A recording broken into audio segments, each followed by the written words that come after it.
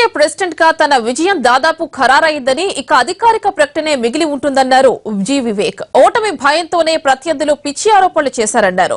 అవినీతి అక్రమాలకు చెక్ పెట్టి ప్రణాళికాబద్దంగా ముందుకు వెళ్తాం, హెచ్సీఏకు పునర్వైభవం తీసుకొస్తామంటోన్న వివేక్ తో మా ప్రతినిధి రవి ఫేస్ టు ఫేస్. ఎన్నికలు ప్రశాంతంగా ముగిశాయి. నామినేషన్స్ దగ్గర నుంచి హైడ్రామా గందరగోళం నెలకొన్నప్పటికీ ఈ రోజు ఉదయం ప్రారంభమైనటువంటి ఎన్నికలు ప్రశాంతంగానే కొనసాగాయి. ప్రస్తుతం మనతో పాటు హెచ్సీఏ అధ్యక్షుడికి ఇంకా అధికారికంగా ప్రకటించాల్సిన మాత్రం ఉన్నటువంటి వ్యక్తి వివేక్ ఉన్నారు. సరిగ్గా అధికారికంగా ప్రకటన మాత్రం మిగిలిపోయిందని అనుకోవచ్చా? అంతే, ప్రకటన వస్తుందండి. బ్యాలెట్ బాక్సెస్ తీసిన తర్వాత ఎన్ని ఎలక్షన్లో కూడా బ్యాలెట్ బాక్సెస్ తీసినప్పుడే తీర్పు వస్తుంది. కానీ ఇక్కడ హైకోర్టు వారు ఇదే ఆర్డర్ ఇవ్వడం జరిగింది. ఏదైతే ఎలక్షన్ ప్రాసెస్ జరిగిందో ఇది లోధా కమిషన్ రికమెండేషన్స్ ప్రకారంగా జరిగిందా లేదా అని చెప్పి వారు చూస్తున్నారు. అందరు కూడా మీరు చూస్తున్నారు, 207 ఓట్లు పడ్డాయి 216 ఓట్స్లో.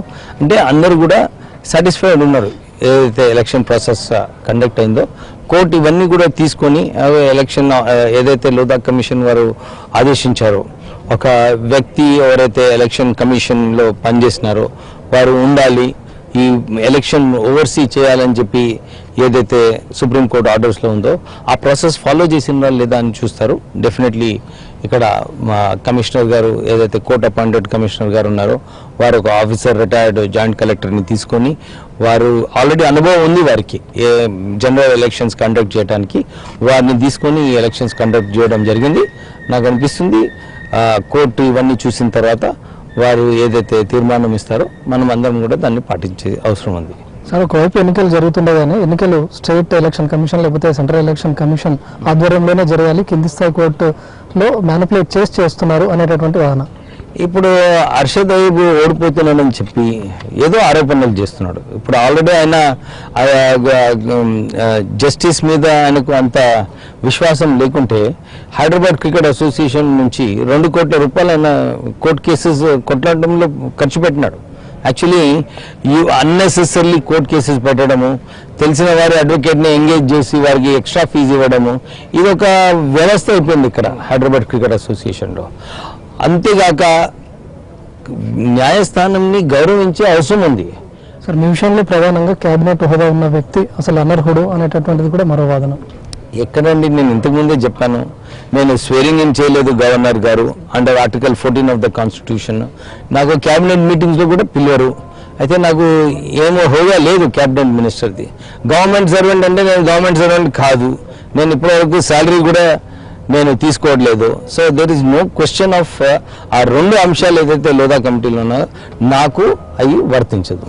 సరే, ఇప్పుడు ఒక లీగల్ ఒపీనియన్ తీసుకున్నాను, వారు కూడా ఇదే చెప్పడం జరిగింది. నీకు ఓన్లీ 3 years అపాయింట్మెంట్ ఉంది. గవర్నమెంట్ సర్వెంట్ అంటే మొత్తం టెన్యూర్ ఉండాలి, 58 వరకు నీకు అపాయింట్మెంట్ లెటర్ ఉండాలి.